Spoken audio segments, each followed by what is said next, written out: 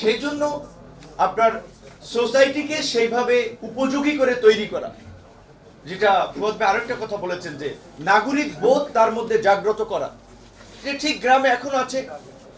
ও আপনার মাদক ব্যবসায়ী না, চাঁদাবাজি না, মাফিয়া, খুনি, এগুলো দেখার দরকার নেই। 1000 টাকা হাতের মধ্যে গুঁজে দেবেন, ভোট উড়িয়ে দেবে। আপনি বিশ্ববিদ্যালয়ের অধ্যাপক, আপনি একজন টকশো ব্যক্তিত্ব, আপনি একজন আলোচক, আপনাকে দিবে না, ভোট ওকেই দেবে।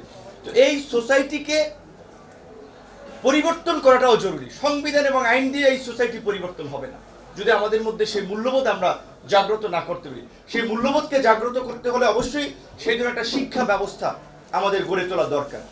আমরা যে স্কুল থেকে দেখে আসছি, যিনি প্রিন্সিপাল কিংবা অধ্যক্ষ হন, তিনি লবিং তদবির করে আসেন, রাজনৈতিক বিবেচনা আসেন। তো ওইখান থেকে তো আমরা ওই লবিং তদবিরই শিখি। তো আমাদের মধ্যে যে অনেস্টি, ইন্টিগ্রিটি, সেগুলো তো আমাদের শিক্ষা ব্যবস্থা, আমাদের স্কুল কলেজ বিশ্ববিদ্যালয় আমাদেরকে শিক্ষা দেয় না। তাহলে সেই শিক্ষা ব্যবস্থার মাধ্যমে আপনি কিভাবে একটা ডেভেলপ নেশন কিংবা একটা এনলাইটেড সোসাইটি আপনি তৈরি করবেন? তো তার জন্য এই সংবিধানের পাশাপাশি সমাজ সংস্কারের জন্য, রাজনীতি সংস্কারের জন্য বোধহয় আমাদের একটু ভাবা দরকার। আজকের এই প্রসঙ্গের পাশাপাশি আমার মনে হয় যে পৃথিবীতে কোন দেশে আইনের শাসন কিরকম, রুল অফ ল, সেটা দেখার জন্য সবচেয়ে বড় একটা উদাহরণ হতে পারে সেই দেশের ট্রাফিক সিস্টেম কিরকম।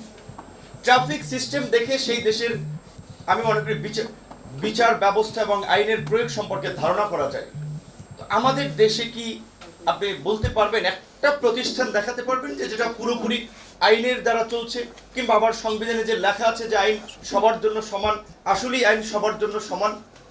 সুতরাং এই যে 53 বছর পরে আমরা একটা সুযোগ পেয়েছিলাম বলতে এইখানে আমি পাস্ট সেন্টেন্স ইউজ করছি, কারণ বোধহয় হারিয়ে যাচ্ছে সুযোগটি, যেটি আমরা পেয়েছি যে পুরো নেশনকে আমরা ইউনাইটেড করতে। পুরো নেশন তো ইউনাইটেড হয়েছিল আন্দোলনের প্রশ্নে, সরকারের প্রশ্নে।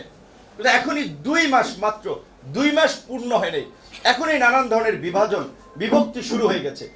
আন্দোলনের ক্রেডিট নিয়ে আন্দোলনের নতুন জাতির জনক কিংবা মাস্টার মাইন্ড বলেন, আপনার বিভিন্ন প্রবক্তা বলেন, শুরু হয়ে গেছে। কার দলের কতজন শহীদ হয়েছে, কোন দলের কি কন্ট্রিবিউশন, শুরু হয়ে গেছে। এইটা তো কোনো দলীয় মুভমেন্ট ছিল না, তাহলে দলের প্রশ্ন কেন আসতেছে?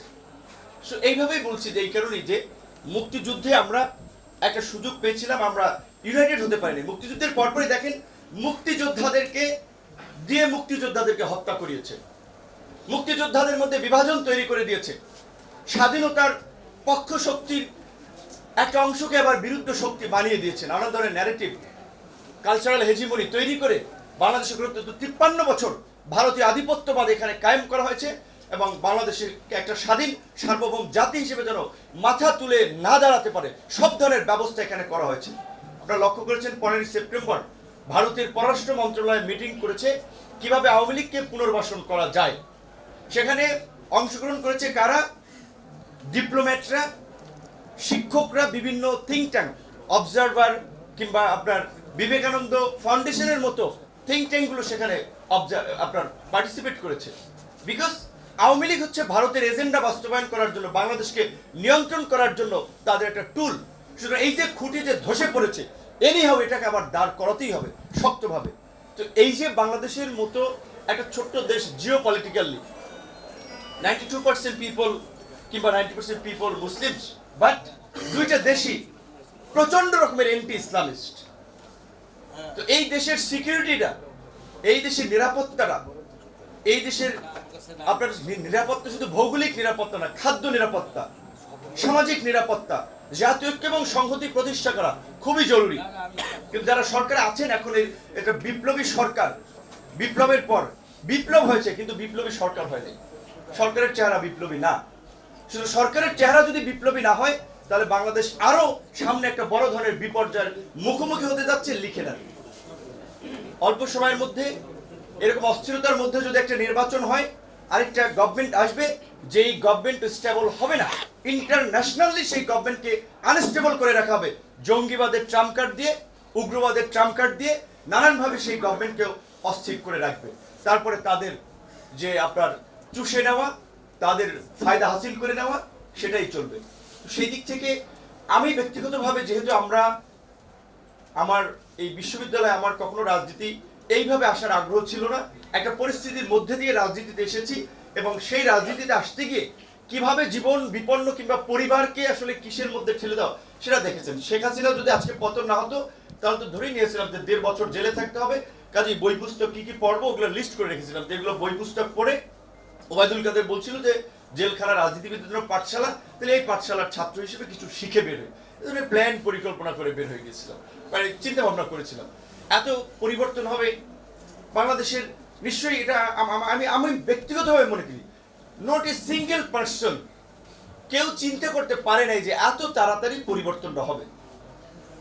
ছাত্রদের একটা কোটা সংস্কার, চাকরির একটা বিষয়, বৈষম্য নিয়ে আন্দোলন ছিল, বিপ্লব ছিল না। সরকার পরিবর্তন, গণতন্ত্র, মানবাধিকার, একটা মানবিক মূল্যবোধ সম্পন্ন সোসাইটি তৈরি করার জন্য আন্দোলন ছিল না। সুতরাং আপনি ভাবছেন যে যারা আন্দোলন করছি কিংবা আমরা সবাই এখন পরিবর্তন হয়ে গেছি, ফেরেশতা হয়ে গেছি, আমাদের চরিত্র সেটা না।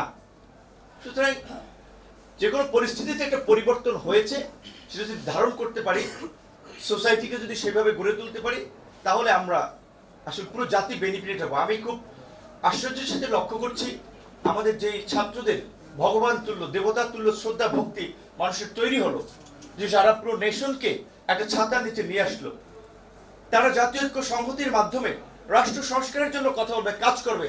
তারা এখন রাজনৈতিক দল গঠন করার জন্য বিজি হয়ে পড়ছে। তারা সচিবালয়ে ডিসি অ্যাপয়েন্টমেন্ট করা নিয়ে বিজি হয়ে গেছে। তারা বিজনেস কমিউনিটির বিজনেস ব্যাকআপের জন্য সমঝোতা করছে। এটি কি আন্দোলন স্পিড ছিল? এটি কি ছাত্রদের কাজ? ছাত্ররা জেলায় যাবে, পুলিশ সেখান থেকে প্রোটোকল ইস্যু করে তাদেরকে প্রোটোকল দেবে, এই জন্য কি এইটা কি ছাত্রদের আন্দোলন স্পিডের সাথে যায়? এটা কি তাহলে এই অভ্যুত্থানের স্পিড? এই স্পিডের ভিত্তিতে আগামী রাষ্ট্র আমরা গড়ে তুলব? কাজে আমার অনুরোধ থাকবে আমাদের ছাত্র তরুণ ভাইদের প্রতি। আমি মনে করি যে আমি যে সময় রাজনীতিতে এসেছিলাম আমার রাজনীতিতে আসা উচিত হয় নাই সেই সময়টা। আরো কিছুদিন ছাত্রদের নিয়ে কাজ করে একটা স্টুডেন্টদেরকে একটা পজিটিভ অ্যাক্টিভিজমের দিকে অনেকখানি এগিয়ে নিয়ে তারপরে আমি ব্যক্তিগতভাবে রাজনীতি করতে পারতাম। যাই হোক, কিন্তু আমি নিজের এখন পর্যন্ত নিজের বেনিফিটের কথা চিন্তা করে, পদ পজিশনের কথা চিন্তা করে কোনো সিদ্ধান্ত নেয়নি। তাহলে শেখ হাসিনার সাথে তাল মিলিয়ে ডাকসু নির্বাচনের পরে গণভবনে যাওয়ার সুযোগ হয়েছে, একাধিকবার সরকারের টপ পর্যায় থেকে শুরু করে ইন্টারন্যাশনাল কমিউনিটি নেগোসিয়েশন করার চেষ্টা করেছে, ওইদিকে আমরা যেতাম। আমরা একটা স্রোতের বিপরীতেই দাঁড়িয়েছি। আজকে আমাদের অগ্রজ, অনুজ, সহযোদ্ধা, সহকর্মী সকলের প্রতি অনুরোধ থাকবে, আল্লাহর হস্তে আপনারা রাজনীতি করবেন, আপনাদের অনেকের ফেস ভ্যালু আছে, খুব well known, very well known, পরিচিতি আছে, রাজনীতি করেন। এখন আপনাদেরকে ঘিরে যে একটা সেন্টার তৈরি হয়েছিল ন্যাশনাল ইউনিটির, সেটার দিকে মনোযোগী হয়ে দেশকে রিফর্ম এবং একটা স্টেবল রাষ্ট্র করার জন্য কিভাবে কাজ করা যায় সবাইকে নিয়ে একটু সেটা ভাবেন। আর আজকের আলোচকদের বিশেষ করে আপনার Dhaka international university, Bangladesh centre for governance and development, এটা পুরো নামটা তো হলো না, ডেভেলপমেন্ট এটুকু পর্যন্তই, সরি ডেভেলপমেন্ট স্টাডিজ বা একটা ইনস্টিটিউশন, তাদেরকেও ধন্যবাদ জানাচ্ছি। এবং এই ধরনের একাডেমিক ডিসকাশনগুলো প্রচুর হওয়া দরকার, প্রচুর। অনেকে বলছে আলোচনা হচ্ছে, আলোচনা থেকে আলো ছড়াচ্ছে না, চড়া বের হচ্ছে, তারপরেও হওয়ার দরকার, আলো বের হবেই, আলোচনা চলতে থাকলে এখান থেকে আলো বের হবেই। সুতরাং এই ধরনের আলোচনাগুলো হোক, ছাত্ররা কথা বলুক, শিক্ষকরা কথা বলুক, মাকসুদ কামাল ভাইদের মতো আপনার সাংবাদিকরা কথা বলুক, রাজনীতিবিদদের বকবকানি সারা জীবন মানুষ শুনে টকশোতে দেখে, এখন অন্য স্টেক হোল্ডারদের ভয়েস রেজ করার একটা দারুণ সুযোগ, এবং আমি মনে করি এটা জাতিরও শোনা দরকার। ধন্যবাদ। ধন্যবাদ জনাব নুরুল হক।